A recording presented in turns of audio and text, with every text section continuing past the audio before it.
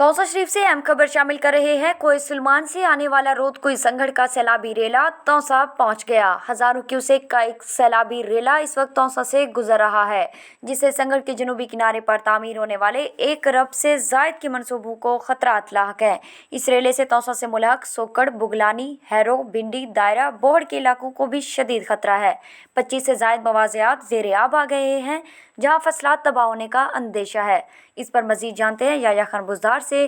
جی یحییٰ بزدار، کیا تفصیلات ہیں؟ جی بالکل، اس وقت میں پل سنگھڑ پر موجود ہوں۔ یہاں پر آپ میرے پیچھے دیکھ سکتے ہیں کہ ہزاروں کیوسک کا ایک ریلا یہاں سے گزر رہا ہے۔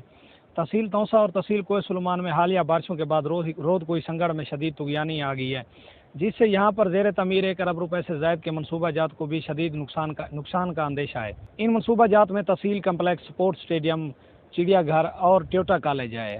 گزشتہ بارشوں میں بھی سپورٹس اسٹیڈیم کی دیوار کو شدید نقصان پہنچا تھا اور رودکوہی کا نالا اسے بہا کر لے گیا تھا۔ اس ریلے میں مزید طغیانی آ سکتی ہے۔ اس ریلے سے 25 سے زائد مواضعات زیر آب آ جاتے ہیں۔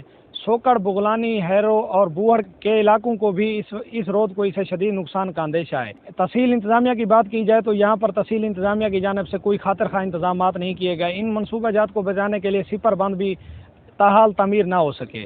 تونسہ کے شہریوں کا کہنا ہے کہ ان منصوبہ جات اور ان علاقوں کو بچانے کے لیے فوری طور پر سپر بند باندھے جائیں اور جو رودکوہی کا پانی سنگھڑ، بغلانی کی طرف موڑا گیا اسے واپس رودکوہی سنگھڑ میں ڈالا جائے تاکہ ان منصوبہ جات کو سیکیور کیا جا سکے۔ جی